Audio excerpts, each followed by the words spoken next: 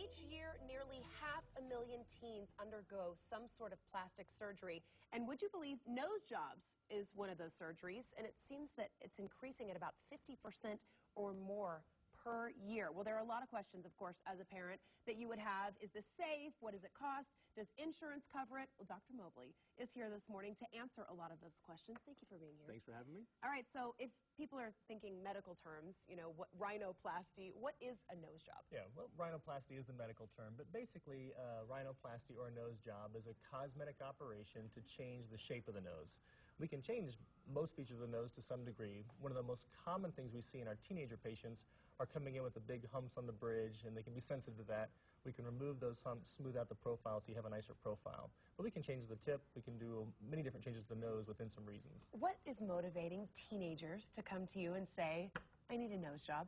Well, we were all teenagers not too long ago, right. But you know, it's a lot of peer pressure at that time. And I think what I see in my teenage patients usually are pretty reasonable requests.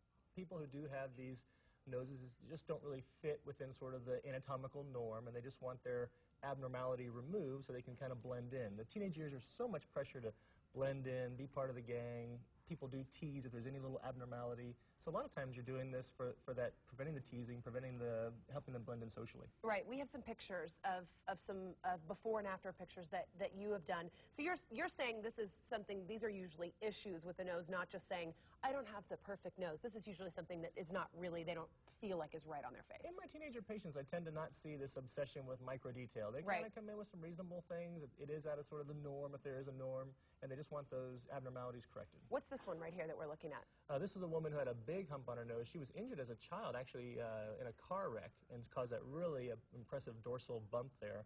And so in a reconstructive and cosmetic surgery, we smoothed out the bump and also made her breathe better. What's the right age or time a teenager should do this? That's a great question. I think one of the guiding principles is just maturity. Girls mature faster than boys. Right. Some teenagers are just more mature than others. Surgery is surgery. It's a real thing. You know, you're going to sleep under general anesthesia usually. Sometimes teenagers don't quite grasp that this is a major commitment. They see the reality shows, they think it's no big deal. In 60 minutes, you're better. So maturity is really important. Also, facial and body growth. We tend to ask our teenage patients, has your shoe size been stable for at least a year? Usually if the foot's quit growing, so has the face and other body parts, and that's a good time to get a nose job. Does insurance ever cover this? For the cosmetic portions, it really shouldn't, and if it is, maybe something fishy going on. There are a group of patients who've usually had some sort of trauma in their past, maybe like this girl was in a car wreck, hit with a basketball, things that we see all the time. If the nose is twisted to the point that it's interfering with nasal airflow, then those portions of the operation usually are justifiably covered by insurance. But pure cosmetic changes, usually not. Okay, what kind of costs are we talking about here then? It's a big variety. This is not controlled by the insurance industry, so it's a little bit capitalist. People can charge, what they want to charge. I did some internet surfing just to see what some average numbers were out there. The fees for the surgeon run between $3,000 to $4,000. Then the next fee you got to think about is your anesthesiologist. Someone's got to sedate you or put you to sleep, and you're going to pay for their services during that time as well.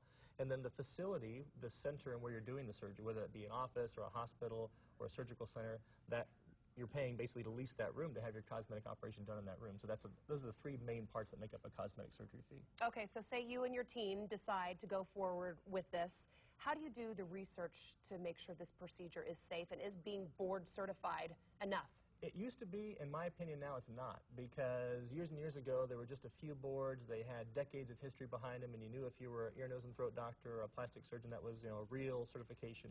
These days, unfortunately, there's been a lot of boards popping up that maybe don't have the history and the strong scrutiny.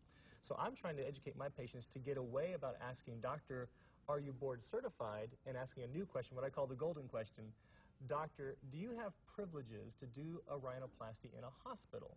And what that means is if a doctor has been okayed by an area hospital to do a nose job in their operating room in the hospital, that means that hospital's checked his credentials, they've checked his boards, they've checked his experience, they've done all the work for you. So if you're privileged to do it in the hospital setting, you can rest assured that doctor's been well scrutinized by his peers in the local community. This is your expertise. How do people get a hold of you if they're thinking, all right, I need Dr. Mobley, I need his help?